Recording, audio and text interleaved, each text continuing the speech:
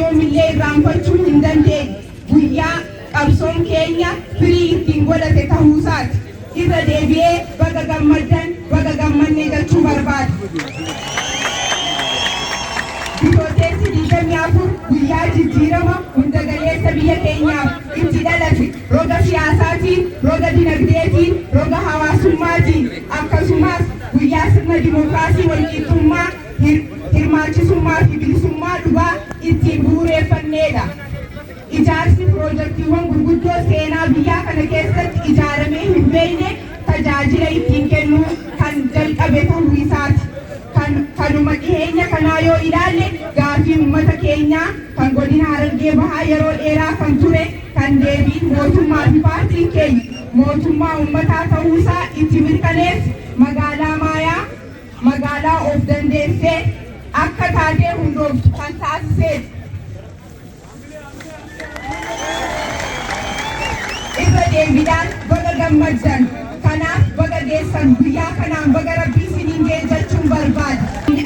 Dhaabbatanii uummata keenya hundi akkuma ammaan duratti kallattii hundaan nu cinaa akka dhaabbatanii fi tumsaa fi deeggarsa akka nu addaan hin baane carraa kana fayyadamee waamicha isinii dhiyeessuu barbaada.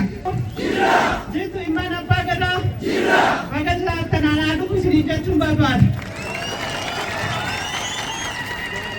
Enኳን roobaa miti waraana keessa alaan dubbanamee dandamattanii bilisummaa aanaan tan arganne waan gonfattaniif jecha baga gammaddan baga roobaa dandeessan anaa dhufu baga nagaan dhuftan isin jaalannaa isin kabajna.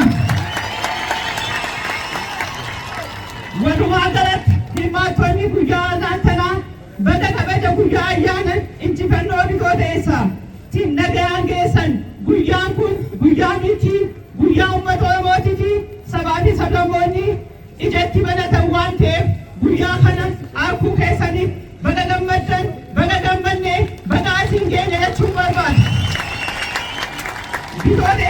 Bitooteessa 24 uummata biyya keenya hundaaf keessaafuu uummata Oromootiif hiikoo guddaa qaba.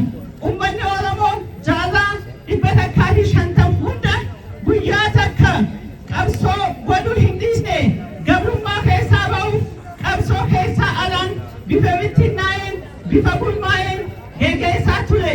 Qabsoo kanaanis jaarraa hunda keessatti milkaa'insa mataa isaa danda'e qaba. Keessaafuu lafti kan qonnaan bulaati jedhee deebise dhaloonni kan kute katti aanumoo aadaa seenaa afaan keenyaan gabbifachuu qabna kan jedhu deebise. Itti aansuudhaan ofiin of bulchuu qabna kan jedhu dhaloonni itti aanus deebise. Dhaloonni aanaan tanaan qeerroon dargaggeessi haati siinqee abbootiin gadaa uummanni keenya hundi masaraa mootummaa abbichuun abbaa